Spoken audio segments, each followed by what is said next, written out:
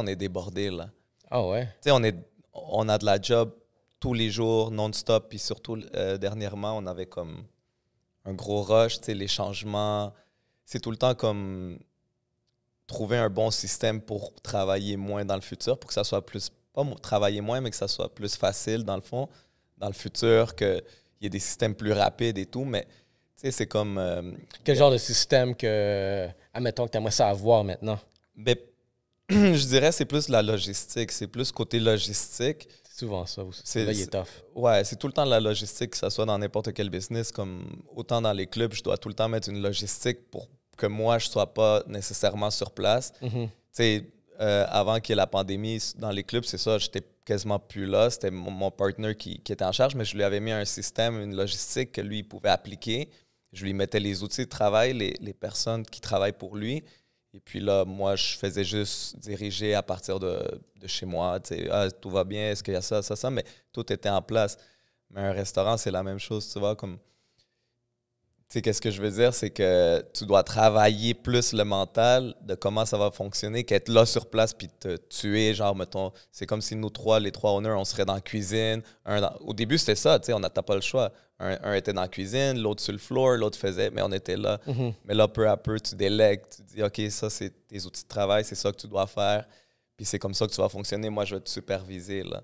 Puis c'est quoi, admettons, un des défauts que tu pouvais voir que dans la cuisine, que quelqu'un devait être là absolument? C'est-tu peut-être la préparation des mets? C'est-tu si on a assez de matière pour tout? C'est-tu comment genre c'est géré? C'est-tu sale ou... Ouais, ben, ça, c'est comme, mettons, plus Fidèle qui était souvent dans la cuisine avec Josué. Mhm. Puis même maintenant, dernièrement, il est retourné dans la cuisine. Et puis, tu sais, déjà, la cuisine est top. C'est bien placé et tout parce qu'on a les chefs, comme je te dis, on a le gérant de cuisine. Mais déjà, il voit des petits trucs. Fait que là, il rechange des trucs. Là. OK, ça, tu sais, il parle au chef. Mettons, bro, je pense que ça, on devrait faire ça, ça va t'aider dans ça, ça, ça. C'est toujours, tu sais, il y a toujours place à l'amélioration, là. Fait que c'est toujours comme... C'est comme... Une fois, Michelangelo, qui est un de nos chefs, il m'avait dit quelque chose, puis ça m'a comme marqué. Il m'a dit, un restaurant, là, c'est comme un être vivant. C'est vivant tous les jours, là. Tous les jours, c'est différent. Tous les jours, c'est... il y a tout le temps quelque chose à faire. Tu tous les Il y jours. a tout le temps de quoi. C'est comme, chaque jour, c'est nouveau. C'est pas comme une business que, bon, ça, tu l'as placé, puis bon, ça roule tout seul. Non, non, c'est... À tous les jours, tu dois être là, c'est constamment. Puis pas juste une personne. On est plein, là. On est vraiment plein. Tu sais, dernièrement, comme je te dis, mettons, j'arrivais au bureau, j'arrivais à Barranco. J'avais une tâche de... Ça, c'est moi, là. Je parle pas des autres. Moi, j'avais une tâche, mettons, une liste de 10 tâches à faire. Là, je commençais. Je travaillais.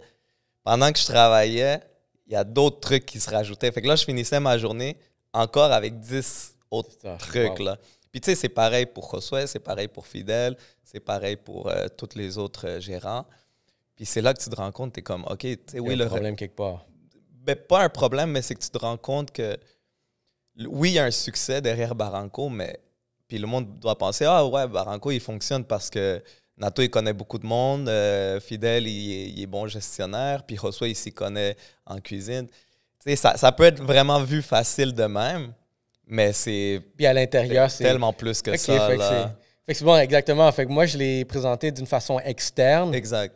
Fait que là, à l'intérieur, il y a une chimie qui est encore plus grosse de même celle-là que j'ai mentionné, qui fait en sorte que ça fonctionne comme un organisme, tu dis le corps humain.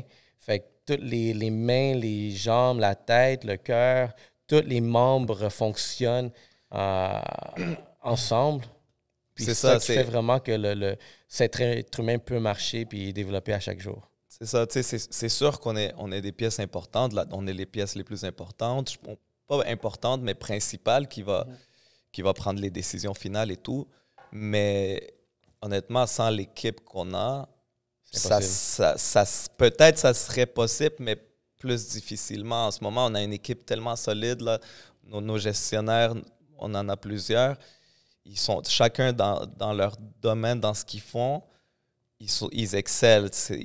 On utilise vraiment leur force. Puis c'est ça qui fait que Barranco avance beaucoup. Tu sais. En ce moment, on est un restaurant qui est en train de rouler 7 jours sur 7 autant le matin que le soir. Matin jusqu'au soir. Il y a tout le temps du monde. Ouais, Genre, tout le temps du monde.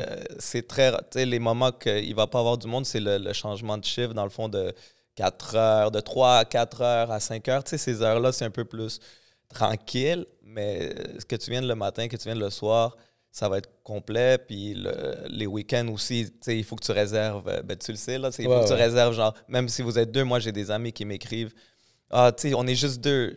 Bro, il faut que tu réserves 5 jours à l'avance pour un vendredi ou un samedi soir parce que ça roule, tu sais.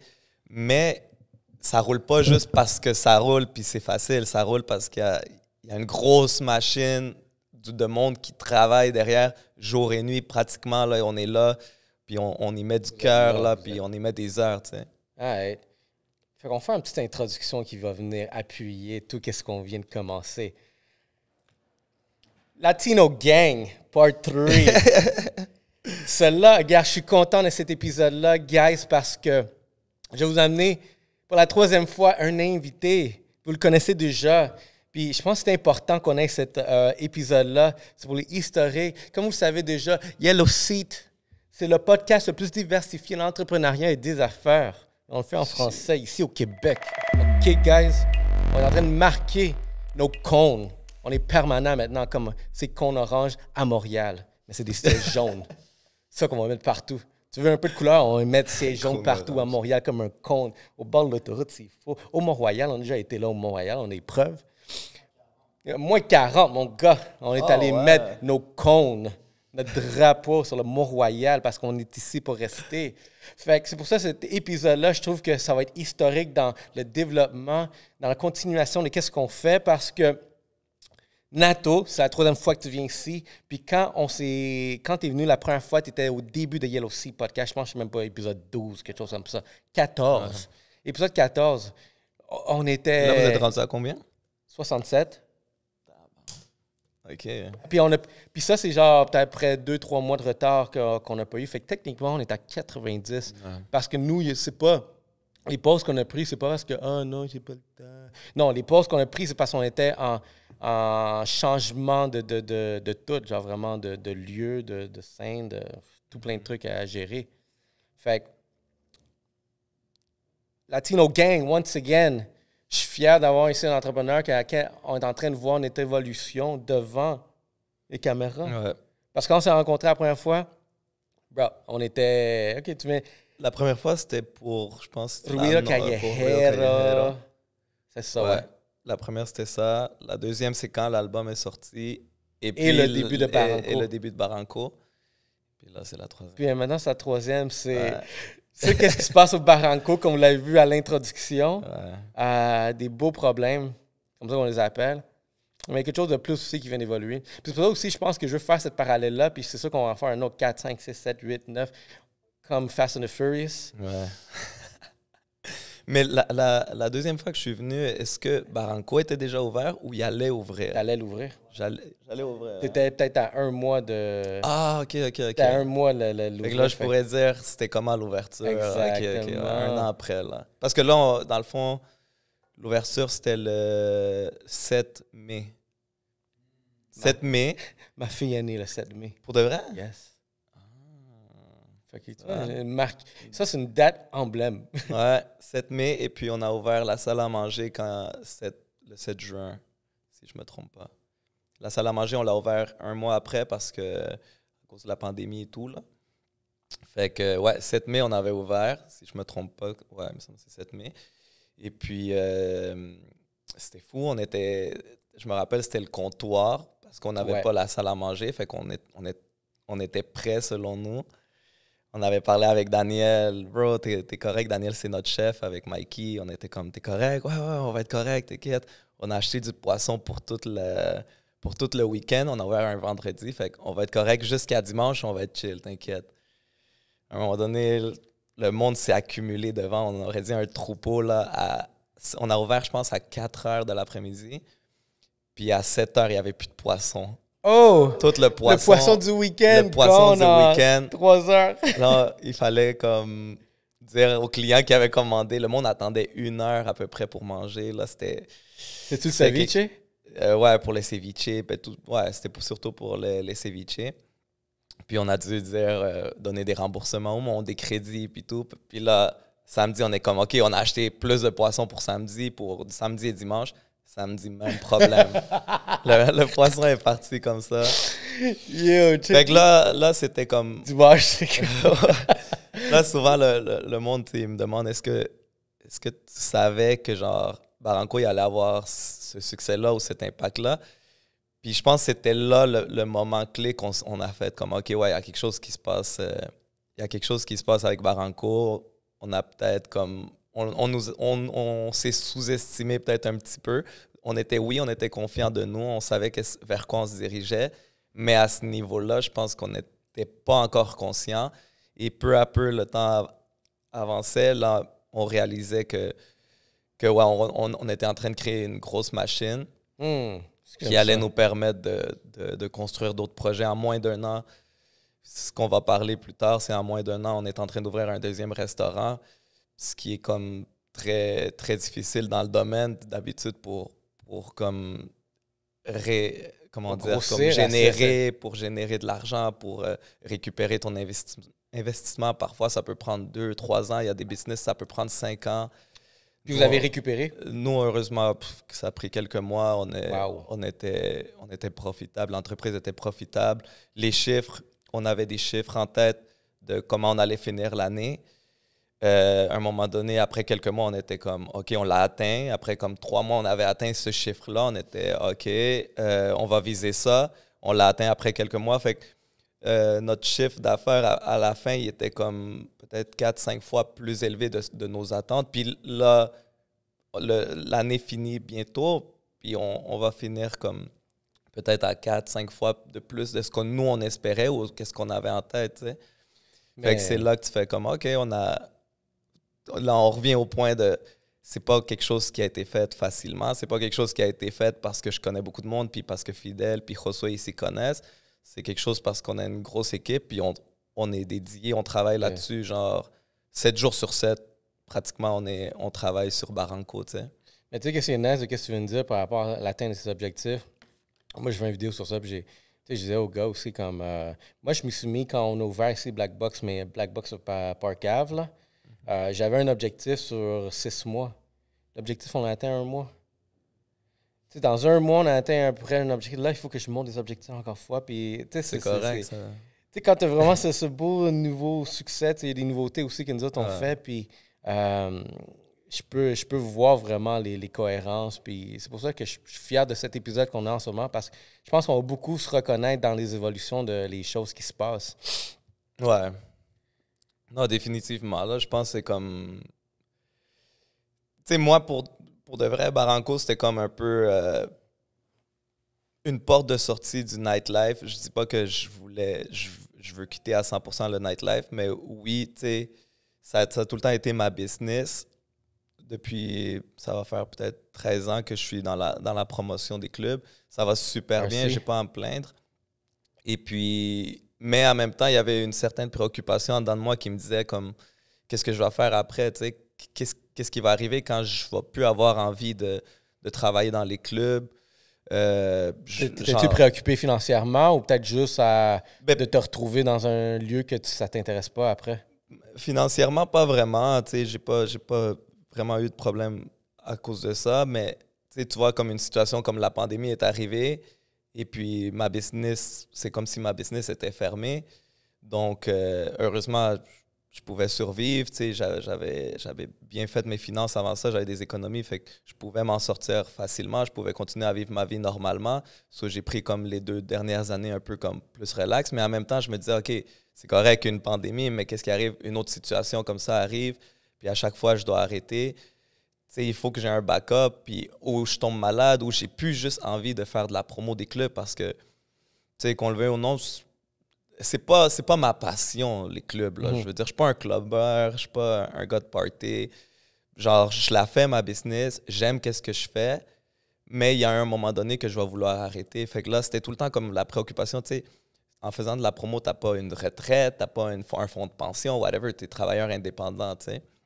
Fait que là, c'était tout le temps comme une petite préoccupation à 40 ans, tu sais, je veux-tu encore être promoteur, là?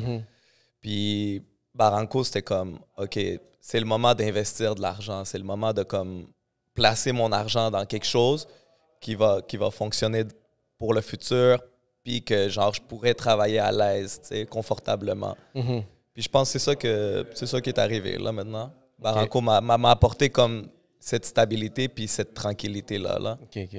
Guys, on a un shout-out à Rosemont, distillerie de Montréal. Aujourd'hui, on est accueillis par un rhum aux ananas. C'est pour ça qu'on est sur le jaune aujourd'hui. C'est pour ça que le ciel est jaune, parce qu'on sauvé les ananas le plus possible pour qu'on puisse continuer à faire du Rosemont comme il faut. Ben là, regarde, on leur donne une deuxième vie. Puis on encourage Rosemont quand même d'aller voir. Il y a une nouvelle cannelle qui va se présenter dans la SAC. Je vous invite à aller le découvrir, c'est quoi, devinez c'est quoi, comment on m'appelle, sinon l'autre personnage des médias sociaux. Mais Rosemont, guys, distillerie de Montréal, disponible à la SAC, rhum, gin, vodka, whisky, eau d'agave, pour pas dire l'autre terme. On a des prêts à boire, des mojitos et l'autre que je vous laisse découvrir, guys. Et on se retourne pour discuter qu'est-ce qui se passe au Barranco. Fait que, on était où? Fait que là, tu me disais vraiment... c'est ça, Barranco, il a amené comme une tranquillité, tu sais, d'esprit de ce côté-là, parce que c'est ça, tu sais, je fais encore de la promo, mais je délègue beaucoup en ce moment. J'ai pris beaucoup de jeunes promoteurs qui travaillent avec moi. Je leur montre tout ce que je sais pratiquement. Je suis vraiment transparent avec eux. Je partage les gains avec eux. En fait, moi, ça me permet d'être plus focusé dans mon restaurant. Puis, oui, j'ai beaucoup de travail encore dans la promo parce que je peux pas juste partir puis laisser ça comme ça. Mais oui, c'est dans mes projets futurs d'un moment donné, juste... Vendre la business. Ouais, quit, là. C'est en ce moment comme... Ma tête, mon énergie, tout ce que je pense jour et nuit dans ma tête, c'est ma business, là, c'est Barranco. Bravo, hein? C'est différent, tu comprends? C'est complètement différent, là. Non, moi aussi, tu sais, c'est comme... depuis un bout de temps, même ces conversations-là que j'avais eues avec ma femme, tu sais, quand elle a vu que... Tu sais, si vous avez commencé un podcast qui était genre pour le fun, tu peux dire, au début, puis il y a une évolution derrière ça, puis là, tu essaies de voir vraiment à quoi tu t'en vas, puis après... Il y a eu un moment donné où est-ce qu'on s'est dit, ben on voulait amener ça à la prochaine étape parce qu'on voulait une meilleure qualité d'image. Fait que, on commence. J'avais quelqu'un qui m'a proposé un local, puis là, on était. Toi, tu l'avais pas vu, l'espace qu'on est à Côte-Vertu. Non. On partageait un coin dans un magasin, je veux dire. Puis, c'est un petit spot, puis c'est là que tout était. On avait peinturé tout en noir. Fait qu'on disait, on va appeler ça Black Box Studio. Mais il y a quelque chose qui n'a pas fonctionné, puis tu sais, aujourd'hui, on s'est retrouvés ici, puis l'affaire ici, que quelque chose que moi, j'ai eu un clash dans vraiment ma routine, puis aussi comment mes choses, parce que j'ai mis un business de marketing aussi, que j'ai continué à pomper à 100 000 à l'heure, mais aussi maintenant, avec un studio physique, là, il faut que tu sois présent, comme tu as vu. On a été interrompu juste il n'y a pas longtemps, juste parce qu'on est en train de se brancher l'Internet, finalement. Fait que, tu sais, c'est ça, c'est des choses où je dois être présent. Il faut que tu sois présent là, tu as une nouvelle préoccupation dans ta tête, comment les choses ils évoluent. Il faut développer ce business-là. Il faut que tu t'occupes de l'autre business, mais tu ne peux pas t'en échapper. Là, je vais mettre quelqu'un qui va s'occuper de mes affaires aussi pour grossir. Puis, à un moment donné, tu vois, genre, c'est juste ça que tu penses à le studio. C'est juste le studio, dans ton cas, c'est juste Barranco. Ouais, c'est sûr. C'est sûr que RC Familia, ça reste comme super important pour moi. Côté financier et côté aussi sentimental, je veux dire, c'est quelque chose qui m'a permis... Je veux dire, Barranco, j'aurais pas pu ouvrir Barranco sans RC Familia. Il y a plein de trucs que j'aurais pas pu accomplir sans RC Familia. C'est quelque chose que j'ai travaillé, j'ai donné cœur et âme pendant 13 ans pour que ça roule. Et puis que je le fais encore. Mais il va avoir... Il va arriver un moment donné où est-ce que je vais avoir besoin de ce changement-là dans ma vie. Ça va arriver. Je ne dis pas que ça va être l'année prochaine, dans 2 ans, 3 ans, je ne sais pas. Mais c'est sûr, ça va devoir arriver. Ou est-ce que je vais juste me focusser sur mes restaurants, mes business comme personnels. Mm-hmm. Et puis peut-être déléguer ça à quelqu'un d'autre ou, comme tu dis, vendre la business de la promo, whatever. On verra. On verra ce que le temps nous réserve. Là. Non, mais tu as eu un bon parcours. Regarde, puis tu as eu un bon parcours, puis même dans la communauté, tu sais, tu es connu pour ça. Fait que, tu sais, dès le début, je me souviens, on a commencé dans la musique, à faire des beats dans sa chambre. Là. Ça, Looney. Mais c'est drôle parce que, tu sais, souvent, il y a du monde comme mon staff, il me dit souvent, il y a tout le temps du monde qui vient te chercher à Barranco, il y a tout le temps du monde qui demande pour moi. Il y a beaucoup de monde qui me connaît à cause de la promo, il y a beaucoup de monde qui me connaît à cause de la musique. Quand je suis au club, beaucoup de monde s'approche à moi. Tu sais, je suis debout, genre, je supervise tout. Il y a beaucoup de monde qui me connaît à cause de Barranco. Tu sais, c'est comme l'inverse. Ouais.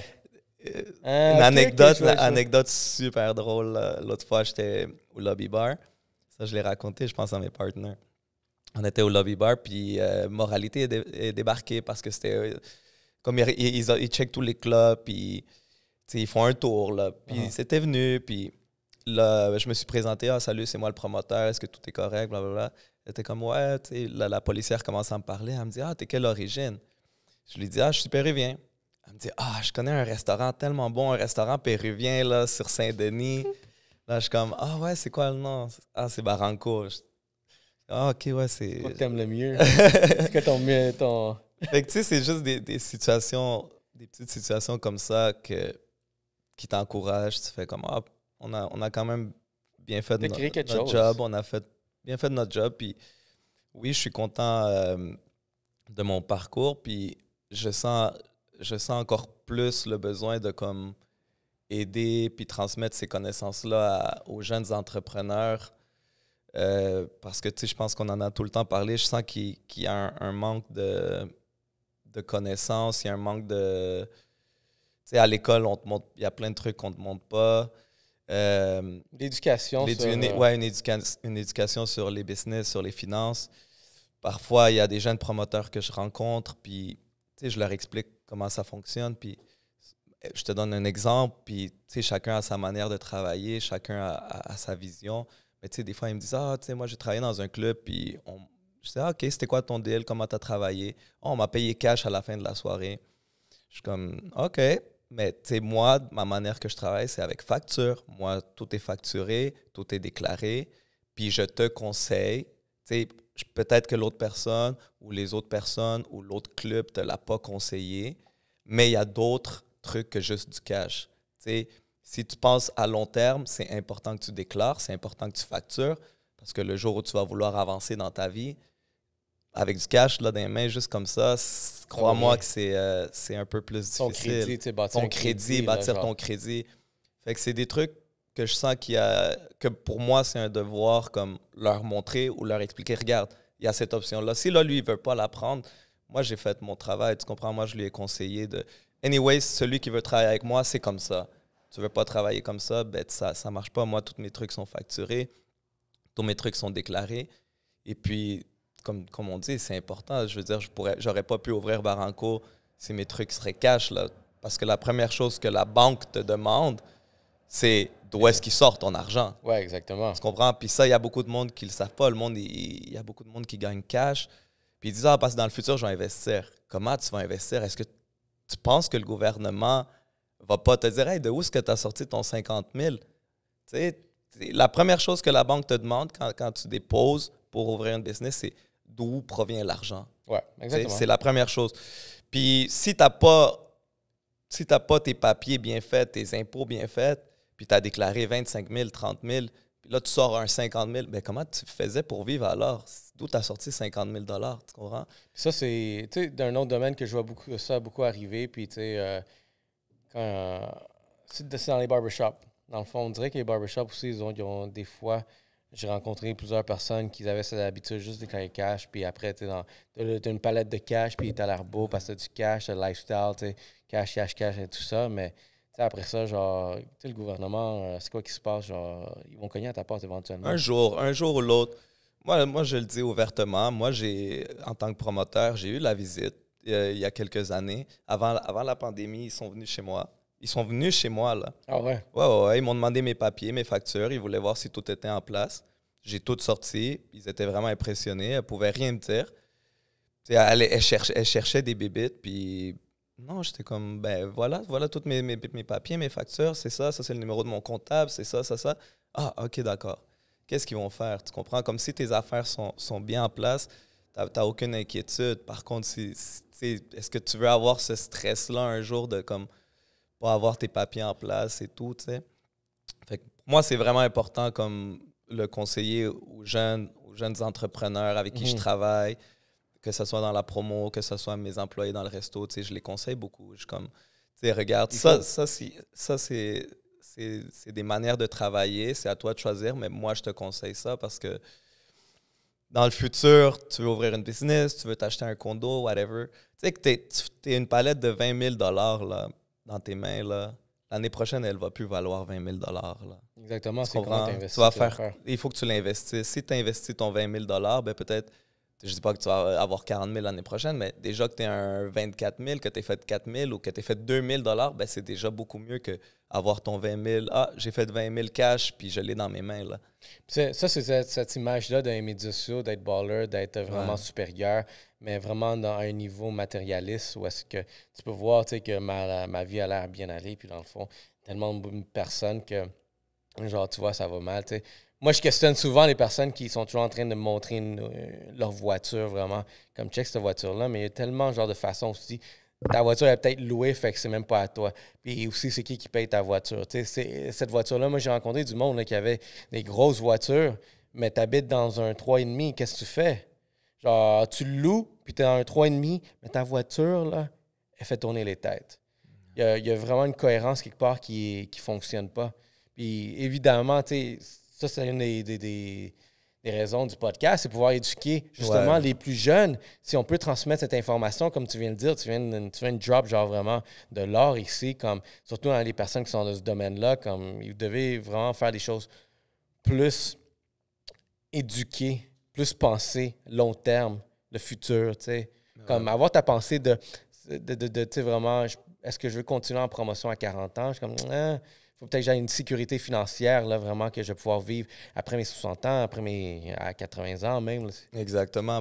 C'est comme tu disais, question d'éduquer, tu sais, on en parlait tantôt, les réseaux sociaux pour la nouvelle génération, c'est tellement un couteau à double tranchant dans le sens que ça peut être positif pour certains trucs, mais ça peut être tellement négatif. Ça peut être inspirant pour certaines personnes, mais pour d'autres personnes, ça va être la comparaison. Comme, je vois la personne avec la grosse voiture. Je veux dire, moi, j'ai tout le temps été bien financièrement, heureusement, par mon travail, par les choix que j'ai pris. Puis j'ai roulé pendant 10 ans, quand j'allais bien économiquement, je roulais une vieille Corolla. Puis, tu sais, oui, je voyais mes amis comme en BM, en Mercedes, puis tout. Puis, tu sais, j'ai été assez fort. Tu sais, des fois, oui, comme ça t'es comme, fuck, ouais, je peux me la permettre. Mais j'avais d'autres idées en tête. J'étais comme, non, il faut que je bâtisse mon futur à la place. Qu'est-ce que je faisais? J'ai acheté des propriétés. Tu vois, t'achètes des propriétés. J'avais ma vieille voiture. Le temps viendra, tu vois. Mais là, des propriétés que en quelques années, ils ont pris, je sais pas combien de valeur, mais ils en ont pris. Fait en quelques années, ben, j'ai fait un salaire. J'ai déjà comme de quoi de sûr de côté. Tu sais que c'est des décisions qu'il faut savoir prendre, mais il ne faut pas se laisser impressionner parce que qu'est-ce que tu vois dans les réseaux sociaux. Lui a une Mercedes, moi aussi je veux la Mercedes. Lui, il a tout le temps des vêtements neufs, moi aussi je veux tout le temps des... Tu sais, réfléchis un peu comme qui tu veux impressionner, pourquoi tu veux l'impressionner, comme est-ce que ça te rend heureux faire ça? Tu sais, il y a beaucoup de questions que les jeunes doivent se poser, puis commencer à focusser sur les bons trucs, puis je pense, moi, je sens cette responsabilité de transmettre ça aux jeunes. Comme souvent, je vais écrire des messages comme sur Facebook. Tu sais, j'utilise très peu Facebook, mais des fois, mon message, ça va être comme « Profitez de vos parents ». Tu sais, comme « Prenez soin de vos parents ». C'est comme, vrai. tu sais, c'est que je vous le dis en conseil parce que moi, je sens qu'il y a eu un moment donné dans ma vie que je ne l'ai pas fait, puis c'est un regret. Tu vois, aujourd'hui, je prends soin de ma mère. Je fais tout pour ma mère. Quand je pars en voyage, je l'amène avec moi. J'ai acheté un condo à ma mère. Tu sais, là, je me sens comme un homme accompli. Tu vois, je prends soin de ma fille. Je donne tout ce que je peux à ma fille. Je prépare le futur de ma fille également. Puis je sens que je fais ma job. Mais il y a eu des moments dans ma vie que oui, j'ai été jeune et puis que oui, c'était pas dans ma tête, mais j'aurais aimé ça que quelqu'un me le dise, que quelqu'un me brasse un peu puis qu'il me dise, tu sais quoi, Nato, là, comme tes parents sont pas éternels, là, comme prends soin de eux, comme occupe-toi de eux, focus dans les bons trucs parce que, tu sais, c'est trop facile dans la société de 2022 à Montréal, en Amérique du Nord, c'est très facile comme être attiré par tout ce qui est matériel. Ouais, diverger des vraies priorités de la vie. Ouais. Non, puis c'est vrai, tu sais, c'est comme, parce que moi, c'est des vraies valeurs aussi, comme la valeur de ta mère, par exemple. Depuis que je suis devenu plus mature, maintenant que j'ai une fille aussi, quand ma mère m'appelle, je réponds tout le temps, tu sais, parce à un moment donné, tu te raccrochais, tu réponds, je vais l'appeler plus tard, c'est ma mère. Là, mais tu sais, des fois, quand tu vieillis, tu es comme, ah non, faut que je prenne l'appel à chaque fois. Parce que tu te questionnes toujours, genre, si tu. Moi, je me questionne à cause de mon vécu, de, tu sais, est-ce qu'il va toujours avoir une prochaine fois, tu sais, pour cette personne-là? Ouais. C'est ça que vraiment, les plus gros rejets, là, que dans la vie, tu veux pas vivre. Le regret de peut-être ne pas avoir fait quelque chose qui est aussi simple que ça. Exact. Que tu as négligé pour peut-être une autre priorité que tu t'es mis devant, mais qui est juste temporaire ou vraiment à court terme, que comme, tu sais, vraiment avoir une apparence, et ainsi de suite. Non, c'est sûr. Tu sais, même moi, j'appelle tous les matins, tous les jours, j'appelle ma mère. Puis si elle me répond pas, tu sais, je sens qu'est-ce qu'elle elle sentait quand elle m'appelait. Puis elle se préoccupait. Puis je lui disais, pourquoi tu te préoccupes quand je réponds pas, tu sais, quand on est jeune. Ma mère me dit ça. Maintenant, tu sais, passé un moment donné, je me souviens, je l'appelais, elle répondait pas. Je suis comme, elle me répond, j'arrêtais pas. Moi aussi, je suis comme ça. C'est une soirée, genre, ça a duré 6 heures, pas de réponse. Je capotais, là. Je suis comme, pourquoi elle me répond pas? Là, il fallait que faut que j'aille à la maison pour voir. Ouais. Et là, elle me dit, je me suis endormi. Je suis comme, non, tu sais. Ouais. Ah, là, tu sais, c'est quoi, hein? Ouais. Genre, quand tu répondais pas, quand t'étais plus jeune, puis tu répondais pas au téléphone quand je t'appelais 1 million de fois. Non, c'est ça. Moi, c'est la même chose. Ça m'est déjà arrivé d'aller chez ma mère, rentrer, là, puis t'es correct? Ouais, je dormais. Ah, OK. Genre, j'étais préoccupé, tu vois. Ouais. Mais je joue avec ça maintenant. Ouais. Mais pour revenir, tu sais, Barranco, tout ça, c'est tout ce qui est côté finance. Tu sais, je sens que grâce à des trucs, des trucs comme ça, que j'ai su prendre des bonnes décisions, ben, ça m'a permis, mettons, Barranco. Aujourd'hui, à Barranco, justement, aussi, on a pris des bonnes décisions avec Josué et Fidel. On a su jouer nos cartes. On n'est pas devenu fou avec l'argent puis dire, OK, ben là, on génère, ben comme on fait ça, on fait ça, on fait ça. Non, on a continué à travailler. On a investi notre argent. Qu'est-ce qui aujourd'hui va être Nikkei? Boom. Parlons de Nikkei. Fait que Nikkei est... En fait, depuis Barranco, depuis le début de Barranco, la chimie a tout le temps été très bonne entre nous trois. Donc, on le savait en partant que il y allait avoir plusieurs projets qui allaient venir. On ne savait pas quoi, mais là, on commençait à se pitcher des idées. Fidel, il disait, j'ai cette idée-là pour un projet futur. Josué, j'ai cette idée-là. Moi, j'ai cette idée-là. Fait que là, peu à peu, on développait des idées. Le côté japonais-péruvien, qui s'appelle Nikkei. Nikkei, c'est ça. C'est la fusion péruvienne-japonaise. Ça veut dire quelque chose? Non, mais c'est ça, c'est le nom de la fusion de la cuisine péruvienne-japonaise. Le nom, c'est Nikkei. Nikkei. Ouais, fait que nous, on a décidé d'appeler le restaurant comme ça, avec le nom de la fusion. Il y a vraiment une vraie fusion. C'est le terme, oui, c'est ça. Au Pérou? Ouais, exactement. Au Pérou, il y a des Japonais qui étaient là, puis ils ont mixé avec leur nourriture avec les Péruviens, puis le terme, c'est Nikkei. Exactement, parce qu'en fait, au Pérou, je comprends. Au Pérou, il y a plusieurs mets qui sont fusionnés avec l'Asie, avec l'asiatique. Il y a eu une grande vague, je ne sais pas en quelles années, c'était quoi les années, mais il y a eu une grosse vague d'Asiatiques qui sont venus au Pérou. Donc, il y a eu beaucoup de mélange de culture et de cuisine. Il y a beaucoup de Japonais au Pérou. Ils ont vraiment appelé ça, c'est la fusion. Ouais, et puis la fusion aujourd'hui est en train de devenir de plus en plus forte. La fusion s'appelle Nikkei. C'est très populaire dans le monde en ce moment. Fait que c'est pour ça qu'on voulait se dédier à ça plus dans ce projet-là. Là, je comprends. Et puis notre chef, Daniel, il y a une grande spécialité dans ça. Fait que quoi de mieux, tu sais. À quoi on s'attend? Genre des sushis con plátano? Sushi, c'est pas encore Ceviche. sûr, mais comme des ceviches style japonais, des tiraditos style japonais. Puis ça va-tu être comme dans le même... le menu va-tu ressembler à peu près à celui du Banco dans le même style? Ou ça va être vraiment quelque chose, un style genre de différent? Non, Ouais, en genre fait, tapas, comme il dit.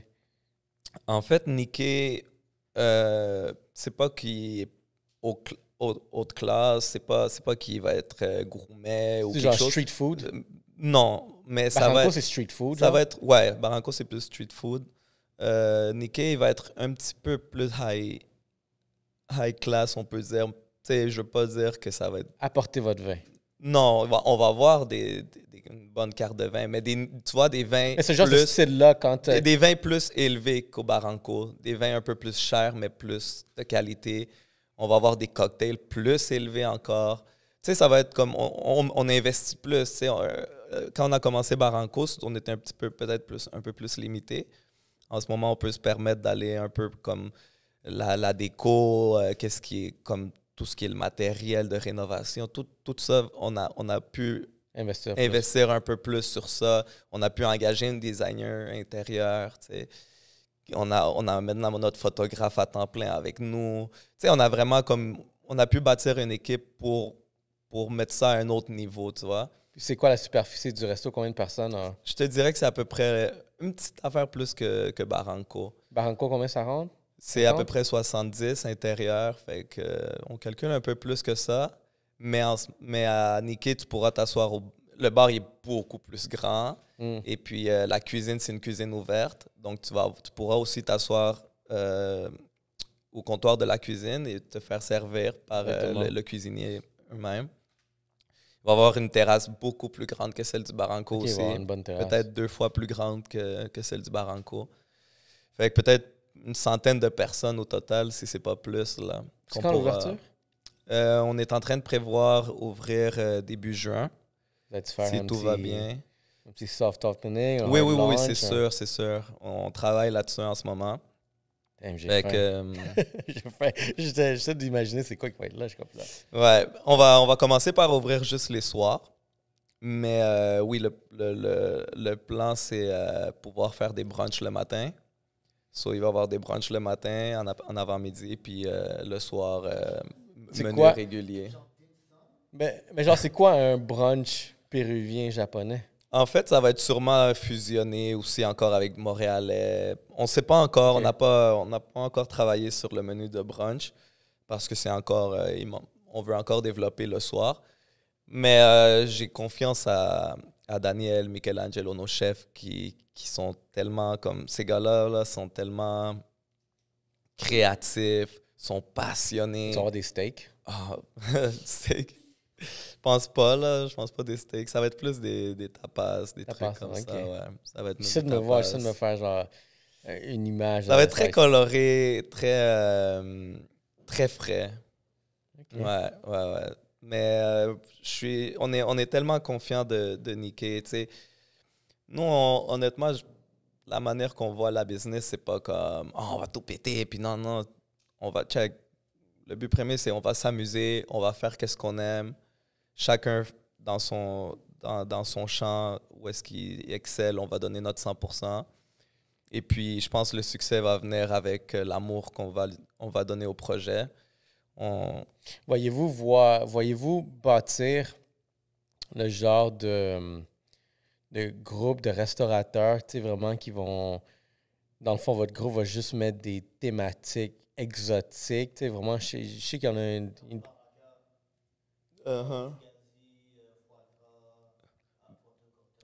Ouais. Sur... En fait, oui, nous on a déjà créé l'entreprise de gestion qui est Barranco Partners. Barranco Partners va s'occuper de la gestion de chaque resto qui va ouvrir. Dans le fond, Barranco Partners, Josué Fidel et moi, on est en charge d'ouvrir tous les restos. Et puis, à partir de là, ceux qui veulent investir sont les bienvenus, qui vont investir et travailler. Et Genre un chef qui... Un chef, exactement. Un chef qui a une bonne idée, une bonne orientation, exact. mais qui aime votre branding. Exact. Mais nous, on amène l'équipe de gestion. On amène notre équipe de gestion. C'est nous qui s'occupent de ça. C'est nous qui s'occupent des décisions. Donc, en ce moment, c'est ce qu'on est en train de bâtir. Donc là, on s'en va sur notre deuxième restaurant, mais des projets, il y en a déjà comme 3 autres qui sont de côté en ce moment-là. On juste attendre. Le temps viendra. Quand le temps viendra, ça peut prendre 1 an, ça peut prendre 2 ans, ça peut prendre 3 ans. On n'est pas pressé. Mais les idées sont déjà là, nos concepts sont déjà là, les noms sont déjà là, le brand. Est-ce qu'il va y avoir un genre de, admettons, ça, il y a certains restaurants ici dans la région de Montréal qui ont du succès, admettons, à Montréal. Là, ils vont ouvrir une autre succursale à Laval, par exemple, parce que Laval, c'est hot, au quartier 10-30. Voyez-vous voir, est-ce que vous voyez faire des moves comme ça? Un Barranco à Centropolis? Ouais, c'est sûr. C'est sûr. Parce que en ce moment, ce qu'on veut bâtir en premier, c'est comme les restaurants mères, mettons, là, les principaux. Et ensuite, quand ils vont être bien établis, ben, les franchisés, peut-être, tu vois. Ça, okay. C'est pas... c'est sûr, toutes les options sont possibles, tu vois. On parle, des fois, on va parler d'un truc, quelques mois après, on va changer d'idée. Non, on devrait pas faire ça. Après, on dit, ouais, on devrait faire ça. Tu sais, ça change tout le temps. Fait que je pourrais te dire quelque chose aujourd'hui, puis je vais revenir te voir dans 6 mois, puis ça va pas être la même chose, tu vois. Mais oui, c'est sûr que ça peut être des possibilités de franchiser Barranco, Nikkei. Mais en premier, on veut bien établir nos mais la structure, comme tu dis, c'est la gestion, tu sais. Exact. Ça, c'est la meilleure des choses. Puis même moi, tu sais, je me suis aventuré à essayer d'explorer c'est quoi l'avenir de ce qu'ils sont en train de faire. Puis il y a une couple d'options qui a été discutée, comme ça, dans toute cette direction-là, tu sais, advenant, les choses fonctionnent. Je pense qu'on est rentré dans une bonne niche, qui est vraiment très jeune, prémature. Les règles ne sont pas établies. Fait que là, c'est comme nous, on a une opportunité de bâtir certaines règles à notre vision parce que il n'y a pas genre un standard de comment tu fais un studio dans cette thématique-là de podcast, par exemple. Mais comment je le présente, comment je le pitch, j'ai du bon feedback. Puis ce feedback positif me fait en sorte qu'on dirait qu'on peut quand même ouvrir une nouvelle branche de qu'est-ce qui se passe. Faut qu'on s'adapte aussi à l'avenir. On est dans un domaine qui est du créatif, mais du contenu. Fait que tu sais, ici, genre, éventuellement, je voudrais que ce soit une machine qui va juste pomper du contenu sans arrêt, mais aussi qui va avoir genre une plateforme qui va venir avec, puis il va y avoir des partenaires, des marques qui vont bâtir avec nous, des relations qu'on va juste voir continuer à grossir, des individus comme Good Vision ici qui vont juste voir j'ai commencé là, puis je suis rendu là. Puis c'est pour ça, tu sais, c'est le fun qu'ils sont en train de faire. C'est pour ça que, tu sais, je me dis comme Latino Gang parce que je suis content de voir vraiment, tu sais, quelqu'un qui me ressemble beaucoup culturellement, mais dans lequel on est en train de vraiment bâtir un avenir dans lequel j'ai toujours vu que notre communauté pouvait bénéficier d'avoir des modèles ici dans l'île. Je pense qu'il n'y en avait pas avant parce qu'on était les enfants des immigrants. Exact. Puis un immigrant, c'est bon, on voit qu'est-ce que nos parents ont accompli, mais il n'y avait pas plus une communauté latine qui était investie déjà, genre quand nous autres, on était petits. Puis ce que je vois comme dans quelqu'un comme toi, comme même ton frère, je vois la boîte à bijoux, je vois Charlotte à Isla Studio comme aussi. Donc, je vois ce qu'ils sont en train de faire. Puis je pense que notre génération, dans notre communauté spécifiquement, on est en mesure d'être vraiment ce modèle-là pour la prochaine, pour la jeunesse qui va suivre. Comme tu dis, tu veux vraiment...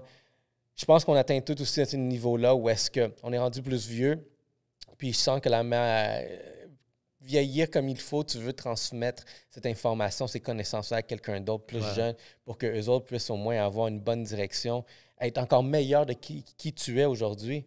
Puis ça, c'est aussi dans beaucoup des orientations dans lesquelles je veux guider ce domaine-là de l'information. Pas dire que j'ai toutes les réponses, mais je pense que j'ai des bonnes réponses, puis même j'ai des cas à l'appui qui nous permettent de dire vraiment on a réussi à faire certaines choses. Puis, faut juste transmettre ton expérience, déjà, ça peut montrer beaucoup, tu sais. Oui. Comme, moi, je sens que, mettons les générations de nos parents, tu sais, ils ont bâti, ils ont fait des restaurants, ils ont fait des business, il y en a des entreprises de cleaning, mettons, des trucs comme... Il y en a qui l'ont bien fait, il y en a d'autres, c'était un peu plus broche à foin, mais ils ont quand même réussi avec le peu qu'ils avaient. Peut-être il y en a qui ne parlaient pas la langue. Il y a Ils n'avaient une pas les barrière. outils. Il y avait une barrière, puis ils ont quand même réussi. Notre génération, on a les outils, on a la langue, on a grandi ici. Il n'y a pas de raison de mal faire les trucs, tu vois. Puis c'est pour ça qu'on revient au truc, au sujet de bien faire tout, utiliser les outils, utiliser nos connaissances pour pouvoir développer la business d'une bonne manière, tu sais. Puis moi, je pense que nous, officiellement, tu sais, mis à part, parce que, dans le fond, nos parents, eux autres, nos parents, leur effort qu'ils ont remis ici, c'est pour que nous, on puisse s'occuper d'eux. Moi, je pense que nous, notre rôle est très important générationnellement où est-ce qu'on est, parce que nos parents ont fait le leap qui était dur, mais nous, c'est nous qui implémentent le patrimoine derrière ça. Le patrimoine pour que nos parents puissent bien finir leur vie, mais le patrimoine pour que nos petits-enfants puissent grandir dans comme je suis pas en train d'essayer de m'intégrer à la société. Je fais partie, je suis la société. On est là, tu sais, vraiment. Puis moi, c'est les ambitions que j'ai. Moi, je veux vraiment bâtir vraiment sur un terme que, au lieu de bâtir vraiment de l'argent, je veux bâtir une richesse, un patrimoine. Puis les noms qu'on laisse aujourd'hui, notre rôle, je pense que si tout le monde me suit, c'est de vraiment être ceux qui vont pouvoir faire les prochaines générations de qui on est. Ouais. Ben, je pense que il y a beaucoup de trucs encore à corriger. Si on parle de notre communauté, tu sais, on en avait parlé, on en avait parlé les autres fois, puis tu sais, cette fois-ci, je me sens plus comme un peu moins. Avant, ça me frustrait peut-être de voir certains trucs. Aujourd'hui, je me sens plus tranquille à voir certains aspects de la communauté. Tu sais, on parlait souvent l'union, puis il y en a beaucoup dans la communauté que c'est plus la compétition. Tu sais, c'est. Moi, honnêtement, je te le dis de tout cœur, là, je suis rendu à un niveau, là, comme. Pour moi, c'est comme que tout le monde, comment on dit en espagnol, que le vaya bien a todo el mundo. Puis que tout le monde, surtout si t'es latino, pas parce que, tu sais, c'est plus ma communauté, que tout le monde réussisse. Puis, tu sais, des fois, tu vois d'autres personnes transmettre le message opposé. Ah, c'est nous les meilleurs. Oh, c'est nous comme ça. Nous, c'est si. Que ça soit dans la restauration, dans les clubs, que ça soit dans n'importe quel business. Le monde veut tout le temps comme se prouver que c'est les meilleurs. Veut tout le temps. Puis, c'est correct. Tu as le droit de te vendre de cette manière-là, mais je sens que des fois, c'est un peu poche pour les jeunes voir ça, puis dire, OK, c'est pour... Dans la business, il faut être compétitif, puis il faut sortir le chest, puis dire, c'est nous les meilleurs. Puis c'est pas nécessairement comme ça. Tu sais, moi, je suis pas ici pour prouver rien à personne que je suis le meilleur, qui fait les meilleurs événements latinos. Je suis pas le meilleur restaurant péruvien. Je fais mes affaires pour moi, pour les miens, pour mon futur, pour ma fille, pour ma mère, pour mes partners. Je le fais par amour. Puis si ça va bien, tant mieux, tu vois. Mais je le fais pas pour être le meilleur. Puis, anyway, j'ai rien à prouver à personne. Les choses se voient par elles-mêmes. Nous, on fait juste avancer. Mais je trouve que c'est un peu dommage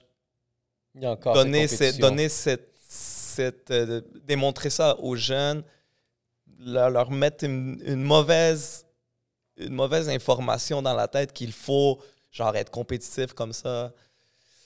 Je sais pas, je trouve que c'est un peu poche, honnêtement. Puis, tu sais, genre, je veux pas juger personne, mais je pense que c'est le temps que la communauté change cette manière de penser. Comme tu vois quelqu'un réussir, yo, félicite-le. Si toi, ça va pas bien, puis lui, ça va bien, ben félicite-le quand même. Sois content. Comment t'as fait exactement, demande-lui. Pour que moi, je peux être comme toi. Exactement, approche-toi, collabore avec lui, demande-lui conseil. Sois pas comme... vous allez pas du côté négatif, tu vois. Vous allez pas du côté négatif. Vous allez plutôt comme... Il y a une période d'éducation, c'est pour ça c'est comme que je me force tout le temps à répéter les mêmes choses, puis que je veux introduire des personnes encore plus dans la communauté, des histoires de succès que je connais très bien comme toi, puis que, tu sais quoi, j'ai une plateforme que je suis en train de bâtir, en train de fonctionner, quelque chose qui avance. C'est positif, je suis fier de vraiment où est-ce qu'on est rendu, puis pouvoir éduquer. Mais au-delà d'éduquer, L'autre chose, c'est pouvoir montrer avec des actions, tu sais, vraiment que les choses, c'est comme, je t'invite ici, moi, je te donne les fleurs, puis je t'ai donné. Puis j'invite n'importe qui, je vais donner les fleurs vraiment parce que je pense que c'est bon de pouvoir féliciter quelqu'un qui est vraiment en train de faire quelque chose. Puis en montrant ces actions-là, peut-être ça va réveiller certaines personnes à faire des actions semblables parce qu'en bout de ligne, tu es en train de gagner, je suis en train de gagner, on est tous en train de gagner, puis c'est ça qu'on veut. On ne veut pas vraiment commencer à se menacer puis dire comme yo, je ne veux pas collaborer avec cette personne-là. Tu sais, moi, regarde, j'essaie de créer des liens avec des personnes aussi de la communauté pour genre, yo, faisons quelque chose. Réellement, j'ai encore l'espoir. Il y a beaucoup de monde qui n'a plus d'espoir. J'ai parlé à beaucoup de monde là, qui n'ont même plus d'espoir en que, yo, fuck that. C'est comme, genre, j'ai quelqu'un qui me dit, je travaillais avec quelqu'un, pareil, il m'a dit un latino, puis tout, puis ils veulent même pas me payer. Je suis comme... Puis encore là, je sais pas juste cette personne-là, mais tu sais, quand tu vois vraiment, c'est tout le temps genre à peu près ce même pattern-là de type de personne, et ainsi de suite. Puis moi, je le vois pas nécessairement. Moi, je pense que tout le monde est respectueux sur les travaux qu'on fait. Moi, je vais dans ton resto, je paye ta facture. Tu viens chez nous, paye la facture aussi. C'est comme ça que ça marche. C'est comme ça qu'on va grossir. Ici, on va se payer chacun nos factures sans essayer de toujours essayer de gratter une scène derrière ça. Là. Comme, fait que, moi, je pense que nos actions nous permettent de grossir ça. Puis admettons, dans dans exactement vraiment dans cette plateforme-là qu'on a, ben on peut peut-être le démontrer de comment ça fonctionne, donner des fleurs à quelqu'un qui te ressemble ou qui est dans la même chose que toi. Tu sais, sans vouloir trop aller du côté négatif, parce que, mettons, qu'est-ce qui est de notre clientèle à Barranco, je suis tellement comme content, c'est tellement... C'est diversifié, c'est diversifié, c'est positif, tu sais. Souvent, je suis là, puis les clients vont demander « Ah, est-ce que le gérant ou le owner est là? » Puis je m'approche, puis des fois, j'ai eu comme... Est-ce que c'est une plainte ou quelque chose? Puis ils sont comme... Ils commencent à me parler « Félicitations », puis il y a tout le temps une bonne énergie, mais il y a les peu de fois, mettons, qu'il y a eu des trucs négatifs, tu sais, je trouve que c'est un peu dommage que c'était de la propre communauté péruvienne, tu sais. Nous, on est en train de comme... On est en train de donner une nouvelle... Une nouvelle ère. Une nouvelle ère, un nouveau style à la bouffe péruvienne. On lui donne notre sens. Tu sais, je veux dire, tu cuisines, tu fais... Tu sais, tu vas manger un burger au McDo puis à une place locale, puis ça va jamais être pareil, tu comprends? Chacun a sa manière de faire les trucs, puis des fois, le commentaire des Péruviens, c'est « Ah, c'est pas péruvien, ça. » Mais c'est pas que c'est pas péruvien. C'est pas que c'est pas péruvien. C'est comme... C'est un restaurant à tapas, tu sais, attends-toi pas comme... Tu sais, c'est éduquer le monde, tu comprends? Comme, je pense que dans ce niveau-là, il y a aussi un manque d'éducation. Le monde pense à un restaurant péruvien, je vais avoir la grosse assiette. Puis c'est correct, il y a des restaurants qui le font. Nous, on est un restaurant à tapas, cuisine urbaine péruvienne. On a notre style, on est peut-être comme une autre génération. On fait les choses à notre manière. Puis c'est correct si t'aimes pas ça, mais tu sais, il y a eu des fois des commentaires tellement méchants, je te le dis, là, des fois, le monde peut être tellement méchant que tu es comme, mais pourquoi cette haine-là? Tu sais, tu me connais pas, je te connais pas, tu sais pas par quoi j'ai passé pour en arriver là. Comme, au pire, écris-moi en privé ou écris dans le restaurant en privé. Écoute, moi, je sens que ça, puis je vais te l'expliquer. Mais tu sais, il y a eu des fois comme... L'autre fois, on avait reçu un message, puis celui-là, on l'a répliqué un petit peu plus comme... on s'est un peu défendu parce que la personne disait... la personne avait marqué un commentaire, c'était comme « Ah, je suis sûr, il n'y a aucun Péruvien dans ce restaurant-là, puis que personne n'est Péruvien parce que ça ne ressemble pas à de la bouffe péruvienne. » Puis j'ai trouvé ça insultant pour quelqu'un que, mettons, toi, tu n'es pas Péruvien, mais que tu as envie, tu aimes la bouffe péruvienne, tu t'y connais quand même un peu, puis tu veux ouvrir ton restaurant, c'est dans ton droit, puis que quelqu'un te dise ben, « Tu sais quoi, tu n'as pas le droit d'ouvrir un restaurant péruvien parce que tu n'es pas Péruvien. » Tu sais, il n'y a pas de règlement, il n'y a pas de loi sur ça. Ça, c'est les médias sociaux. Là. Ça, je trouve, c'est un petit peu comme... Ça, c'est genre du cancel culture mentalité. Ouais, là, c'est ça. Fait que c'est un peu comme... Appropriation, non, c'est pas... Puis, tu sais, je dis pas ça pour me plaindre de la négativité de certains clients ou des trucs comme ça, mais c'est pour, encore une fois, éduquer. Je veux éduquer, je veux que le monde comprenne. S'il y a du monde qui écoute ça, qui comprenne qu'il y a du monde qui travaille fort sur une business, puis il faut respecter. S'il y a quelque chose que tu ne comprends pas, il faut demander, il faut poser des questions, il faut essayer de comprendre avant de juger, avant de pitcher une opinion, genre peut-être qui est même pas constructive. Je me demande si une personne comme ça avait vraiment essayé le produit ou elle a juste décidé genre de juger. On le sait pas, honnêtement, on le sait pas, mais tu vois, c'est comme je te dis, c'est pas, je fais une petite parenthèse, puis c'est pas des trucs négatifs. Ouais. J'aime plus comme trop me focusser sur les trucs négatifs, mais parfois c'est important les mentionner pour que le monde s'éduque, puis je vais le répéter, s'il faut je répète le mot éduquer 10 fois dans ton podcast, je vais le faire parce que je veux que le monde comprenne que c'est important. T'sais, je veux que les jeunes comprennent. Je sais qu'il y a beaucoup de jeunes qui me suivent, là. Puis il faut que ça soit... J'ai eu beaucoup de beaux commentaires de jeunes, là, des jeunes qui m'ont approché, qui travaillent avec moi dans la promo, puis qui me disent « Yo, tu m'inspires. Tu me fais me rendre compte que je suis capable d'arriver à quelque chose de gros. » Moi, je sors de Rivière-de-Prairie, comme... On l'a pas eu facile, puis on est là, tu comprends, on a hustle, on travaille, puis que ça encourage que si toi aussi, tu es un jeune de Montréal-Nord, puis des fois, tu as l'impression qu'il y a personne qui t'écoute, que tu penses que, genre, tu vas pas y arriver parce que tu n'es pas dans un quartier favorisé, que tu penses que, genre, ça va être plus difficile pour toi. Oui, peut-être ça va être plus difficile, mais, lâche pas, man. Comme, mettez les corazones, mettez les huevos, puis, go ahead, man. C'est comme hier, j'ai eu un appel avec une institution gouvernementale, là, puis il parlait de l'entrepreneuriat puis la diversité. Puis, quelque chose que moi, genre un commentaire, j'ai partagé à un moment donné, tu sais, vraiment comme il sentait vraiment, est-ce que c'est important que ton mentor soit de la même culture? Moi, j'ai dit, regarde, c'est un plus, mais c'est pas la priorité.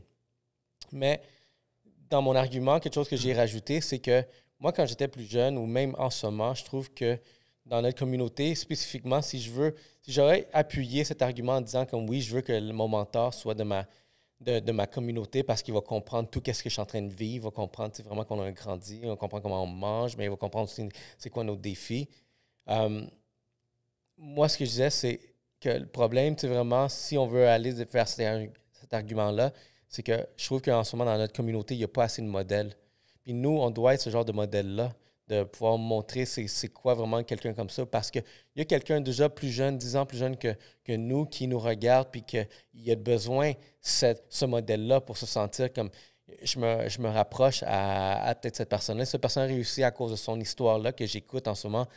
Ben moi aussi, je suis capable. Mm-hmm. Puis je pense que notre rôle aussi a cette importance-là de pouvoir nous démarquer dans les choses qu'on peut accomplir, comment on peut aider les personnes à s'auto-réussir eux-mêmes. Puis, encore là, mon argument, c'est quand j'avais 18 ans, j'avais pas de modèle comme moi. Moi, je pense que j'aurais voulu me voir... Quand j'avais 18 ans, j'aurais voulu rencontrer qui suis-je aujourd'hui. Parce que j'aurais regardé ce gars-là, je suis comme « Oh shit, c'est nice ce qu'il fait. C'est nice comment il bouge, comment il fait ses affaires. Puis, tu sais, ça a l'air à fonctionner. Il y a toujours une évolution. Il y a toujours quelque chose. » Puis, dans le temps, il n'y en avait pas. Je pense que c'était à cause de cette génération-là que nous autres, on n'avait pas encore. Ou peut-être c'était aussi, comme on dit, la mentalité, elle a changé. Peut-être que... On est plus éduqués pour commencer. Il y avait moins de patience, peut-être, comme quelqu'un de plus vieux, plus expérimenté. Il n'allait pas avoir cette patience ou ce tact d'aller encourager un jeune ou lui montrer ou lui dire, regarde, tu sais, pas par intérêt, mais juste par volonté. Moi, souvent, je rencontre des jeunes qui veulent travailler avec moi dans la promo, puis je leur dis, check, moi, je vais tout te montrer ce que je sais, mes connaissances, je vais te les dire, je vais être transparent avec toi, que tu travailles ou tu ne travailles pas avec moi. Maintenant, on se connaît, je vois que tu as une envie. Genre. Même si tu t'en vas dans un autre club travailler, même si tu t'en vas dans un autre restaurant travailler, je vais te dire ce que je sais. Parce que je ne suis pas en train de le faire par intérêt, là. Comme je le fais parce que j'ai envie de le faire. Mm-hmm. Puis je me sens bien là-dedans. En ce moment, je me sens vraiment mieux que jamais dans ma vie. Dans tous les aspects, je me sens accompli. Je me sens accompli. Il m'en manque encore beaucoup de trucs à accomplir, mais l'accomplissement, c'est relatif, tu vois. Tu peux avoir des buts, tu les accomplis, mais pendant ce temps-là, tu en as d'autres qui arrivent, puis c'est correct, tu vois. Mais mes buts, je les accomplis, et puis là, il y en a d'autres plus grands qui arrivent, puis c'est cool, you know. Il y a tout le temps un nouveau défi, il y a tout le temps... Tu veux monter les standards à chaque fois. Il y a tout le temps une raison de continuer. Il y a tout le temps une raison de continuer, mais je peux dire que mes buts principaux, en ce moment, ils sont pas mal accomplis en tant que que ça soit familial, comme père de famille, comme fils, comme homme d'affaires, comme mentor, comme ami, tu vois, comme je sens que j'apporte quelque chose de positif au monde qui m'entoure. Puis j'ai envie de le faire, je me sens bien là-dedans. C'est tellement plus payant qu'une grosse paie, qu'un gros chèque. Des fois, je me sens comme un bon commentaire, comme je te dis. Il y a quelque chose de vrai là, qui se passe. Ouais, il y a quelque chose que tu dis, que tu te couches, puis t'es comme, oh shit, j'ai fait de quoi de nice aujourd'hui, you know? Je dors tranquille. Fait que ça, je pense que c'est vraiment important, comme faire les trucs sans penser aux intérêts, tu vois. Bien dit, pour finir ce podcast. Comme la personne qui était ici avant, Joey, il disait, vous avez été audacieux, vous avez été courageux, vous avez osé, vous avez réussi quelque chose. C'est juste le début. Merci. Merci pour être venu. Merci, Nato Ray. Part 3, Latino Gang, baby. Yes. All day, every day. Yellow Sea Podcast. Vous savez comment on le fait. Thanks, guys. Et on se voit au prochain épisode.